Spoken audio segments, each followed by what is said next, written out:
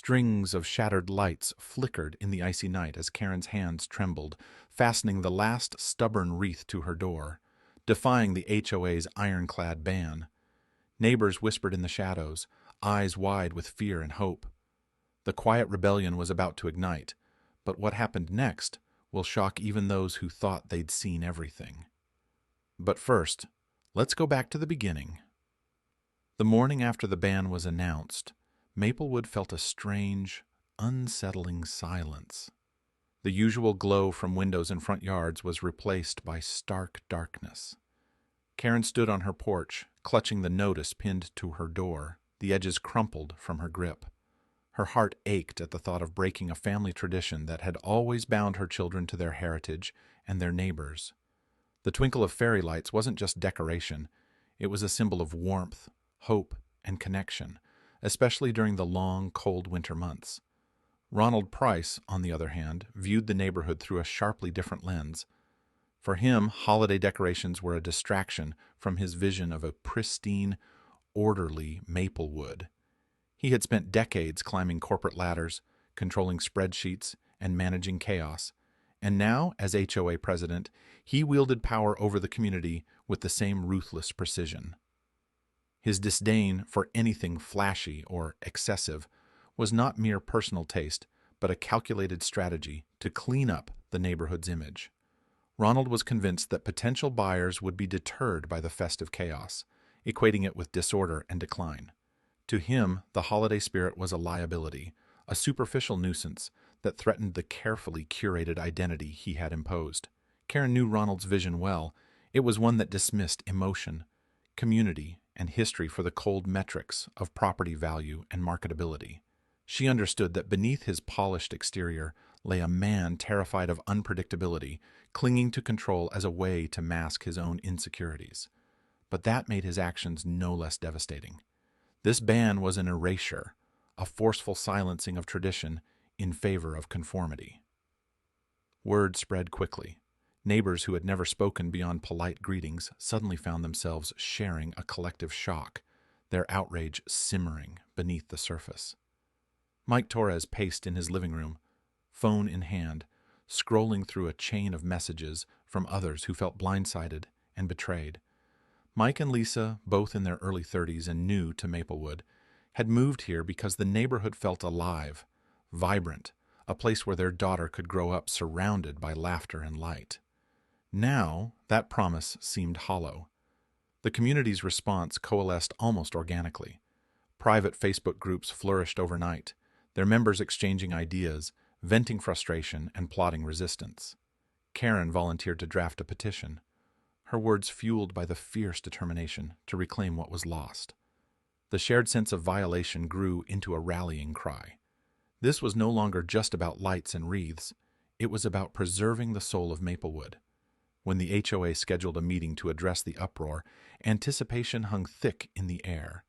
The school gymnasium, once a site of joyful gatherings, was transformed into a battleground. Residents poured in, clutching signs, fueled by frustration and disbelief. The board members, shielded by protocol and arrogance, took their seats with an air of unshakable authority. Ronald sat front and center, his expression unreadable but resolute. Voices rose in heated debate as neighbors voiced their discontent, their words a mix of desperation and defiance.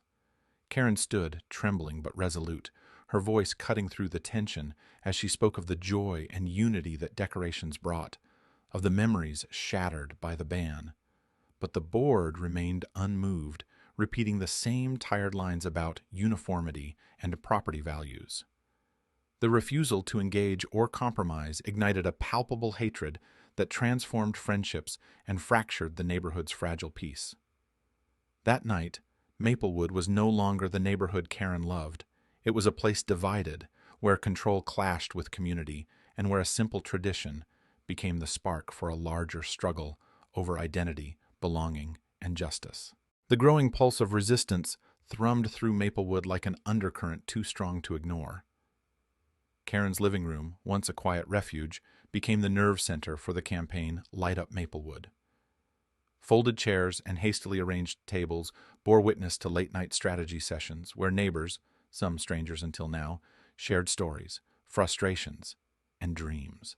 Every petition signature felt like a drop in a swelling tide, each carefully worded flyer a beacon of defiance against the suffocating grip of the HOA.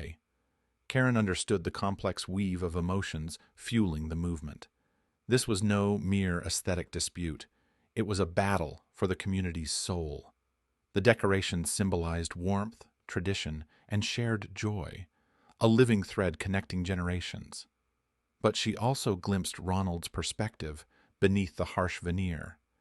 He wasn't a villain, but a man walled off by a narrow vision of control and conformity, unable or unwilling to see the human pulse beneath his sterile rules. Tensions thickened like winter frost. Ronald, emboldened by his authority, intensified enforcement, invoking bylaws and escalating threats of fines that rattled doors and nerves alike.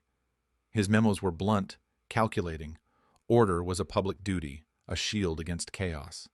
Yet the community's anger only fermented, a potent brew of outrage and sorrow. The neighborhood's mood swung violently. Gatherings buzzed with hopeful solidarity one day, then seethed with bitter frustration the next as the board remained unmoved, their indifference a cold slap to collective hopes. One icy evening, driven by a fierce mix of defiance and nostalgia, Karen and Mike orchestrated a quiet act of rebellion.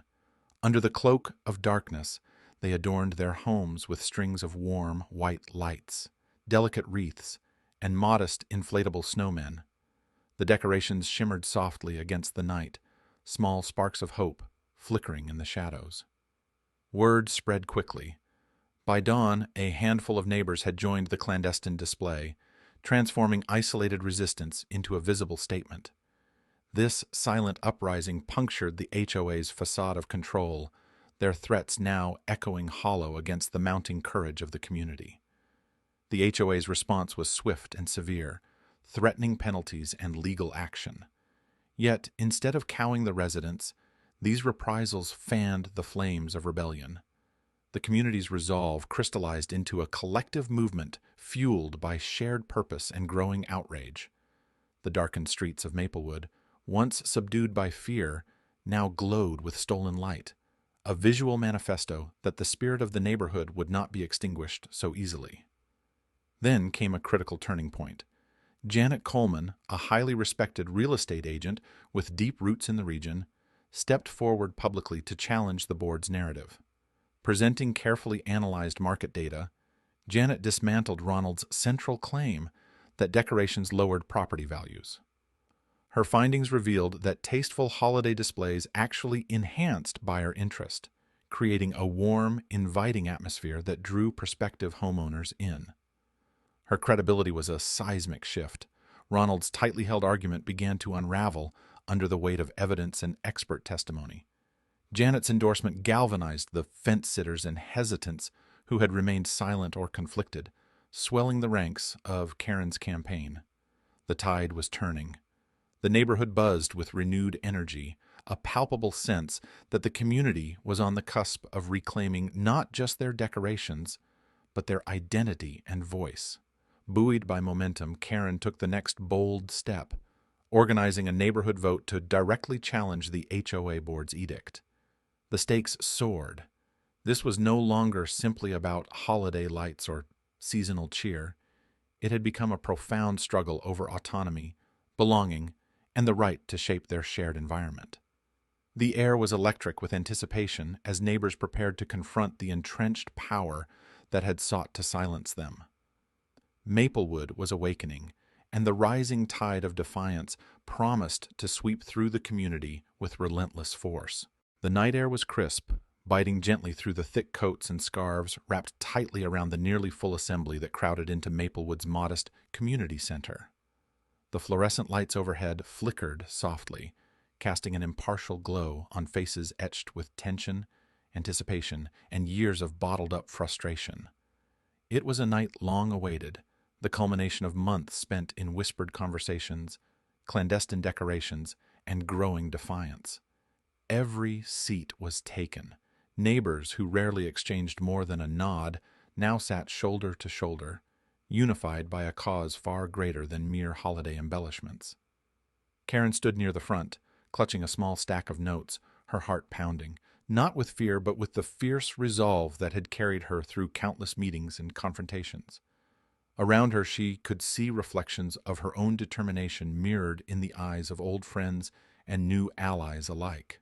The room hummed with a collective breath held tight, waiting for the moment that would decide their community's fate. When the meeting opened, the air quickly shifted from expectant quiet to charged energy. The first voices were hesitant, then grew stronger, neighbors sharing stories about what the decorations meant to them, childhood memories of twinkling lights that painted the streets with wonder, gatherings where the whole block felt like family, a beacon of warmth in the long winter nights. These testimonials were raw and unfiltered, often interrupted by nods, murmurs, and even tears. Each narrative layered upon the last, weaving a tapestry of shared history and identity that the HOA's cold decree had tried to unravel.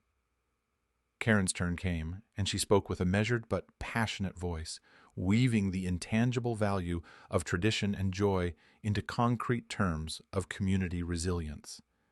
She emphasized the decorations as more than ornaments. They were expressions of individuality, collective spirit, and the joy that made Maplewood feel like home. Her words cut through the room, striking chords both familiar and urgent. The silence that followed was thick, charged with the weight of unspoken truths finally laid bare. Ronald Price took the floor next. His tone was formal, precise, echoing the language of bylaws and regulations. He painted a vision of order and aesthetic uniformity, framing his stance as a necessary safeguard for property values and neighborhood dignity. But even his staunchest supporters found their conviction waning under the undeniable human stories and palpable emotion filling the room. His words, once sharp and commanding, seemed to fall flat amid the swell of community resolve. When the ballots were cast, the tension reached a fever pitch. The counting process was painstakingly slow, each tally revealing the clear fracture within Maplewood's heart. Finally, the numbers were read aloud. A decisive majority had voted to overturn the holiday decoration ban and to dissolve the existing HOA board, replacing it with new representatives committed to transparency and inclusivity. A ripple of disbelief spread, quickly morphing into cheers and tears as the weight of victory settled over the room. Karen's throat tightened, her eyes shining with a mixture of relief and triumph. This wasn't just a win on paper. It was an upheaval of control, a restoration of voice and choice. The neighborhood had reclaimed its right to celebrate, to express its identity, and to come together unshackled by the narrow visions of a few. In the days that followed, Maplewood's transformation was unmistakable. Lights sparkled brighter and more creatively than ever before, wreaths and garlands adorned doorways, and the streets thrummed with renewed life. Ronald Price resigned quietly, retreating from the community that had no longer embraced his vision. The new HOA board opened its doors, inviting input from every resident, fostering dialogue and trust where suspicion had once thrived. Karen watched her children laugh beneath the glowing decorations they had fought to restore. The light in their eyes reflected the lanterns strung overhead, not just illumination against the dark, but a symbol of hope and renewal. Maplewood had been freed, not simply from a ban, but from the suffocating grasp that had threatened its very spirit. The victory was theirs, earned by courage, unity, and the unwavering belief that a community's heart cannot be dimmed so long as its people refuse to be silenced.